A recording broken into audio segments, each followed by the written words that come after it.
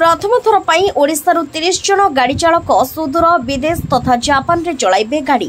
जाजपुर जिला बड़चना ब्लॉक अंतर्गत छतिया ठारे थिबा ओडिशार एकमात्र भारीजान ड्राइविंग तालीम केन्द्र बड़ सफलता। राज्य सरकार और अशोक लीलैंड मिलित उद्यम रे एही सफलता मिली। एही केन्द्र रे तालीम नेउथुबा 180 जन युवक और महिला मध्यरु 30 जन गाड़ी चालक जापान रे गाड़ी चलाइबा पाई मनोनीत होइछन्ति। सेतिरे 29 जन पुरुष थिबा बेले महिला मानक मध्यरु जणे थिबा जणा पड़िछि। ए 30 जन गाड़ी चालकों को प्रथमे 4 मास बेंगलुरु ठारे जापान रो भाषा और अन्य चालीचलन तालीम दिया जाइछि। तालीम शेष परे एमानंकु जापान जिबार सफलता मिलिछि। राज्य रे विदेश को जिबा अन्य विभाग रे थिबा बेले ड्राइवर विभाग रे ए सफलता राज्य रे प्रथम थर होइथिबा बोली केंद्र पक्षरु कुहा जाइछि। समस्तक तालीम और यातायात खर्च राज्य सरकार बहन करुतबा नै तालीम केंद्र रो अध्यक्ष सादिक हुसैन सूचना दैछन्ति। मोर नाम राकेश कुमार जेना, मु जाजपुर जिले रे वास करछि। आमे एठारे 180 जन पिला मध्य 30 जन सिलेक्ट होइछु जापान जिबाको। एहार दरमा पे स्केल जा कुआ जाउछि रहउछि 120 रु 140 भितर। तो ओडिशा गवर्नमेंट तरफ यह गोटे अभिनव योजना। प्रथम थर पे आमे प्रथम बैच जाउछु। तो बाहर को गला परे तो भल मंद सबु किछि बुझिबा को ओडिशा गवर्नमेंट हमको प्रतिश्रुति दैछन्ति। एटा जापान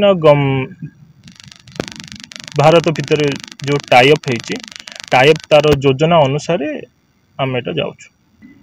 तो महिला हिसाब रे केवल जणिए जाउछन्ति आउ 29 जन पुरुष जाउछन्ति। आपण जो बाहर को जिबे बाहर देश को कोन अनुभव करछन्ति, केनती अनुभव? खुशी बहुत। तो गोटे परिवेश छाड़ी कि अन्य परिवेश को जिबा, सेठिकार लोकन सहित मिसिबा, सेठी चलिबा कहिबा गले सहज नुहे। किंतु ओडिशा गवर्नमेंट कर जो प्रतिश्रुति जहाँ भी आम कॉन्फ्रेंस रे कथा लु खारबेल भवन रे, तो मोटामोटी भाव कहवाक गले आमको भरोसा अच्छी ओडिशा गवर्नमेंट उपरे जे आमको भल भाव से बाहर बेंगलोर रे दिया 4.5 मास ट्रेनिंग कही। जदि से ट्रेनिंग पीरियड आपन पास न होचंती ताहले 4.5 मासटा आपन 6 मास पर्यंत बढ़ी पारिबो। 6 मास पर आपन को जापान जीवाको आमे सेमान को एबली ट्रेनिंग देउछु कि सेमाने बाहर जाई कि भी रोजगार क्षम हो पारिबे। सेमाने सेठी हमर होप अछि जो माने को आमे शृंखलित किबली ड्राइविंग करिवे और किबली गाड़ी रे टेक्नोलॉजी विषय भी आमे तांको सिखेइछु। जा फल से माने जाई कि जापान ने मध्य हम ओडिसा रो ना करिवे। प्रथम थर पर जाऊँ से आम इंस्टीट्यूट तरफ बहुत खुशी। से किभली आम बाहर से भल 2 पैसा पाई से निजर परिवार किभली माने भल भाव संभाली पारे। छड़ा ट्रेनिंग क्वालिटी मेनली आमर जो फोकस है से बाहर आमर एक्चुअली एटा ओडिशा ने एशियार नंबर 1 इंस्टीट्यूट जोटा कि आम कहीपर।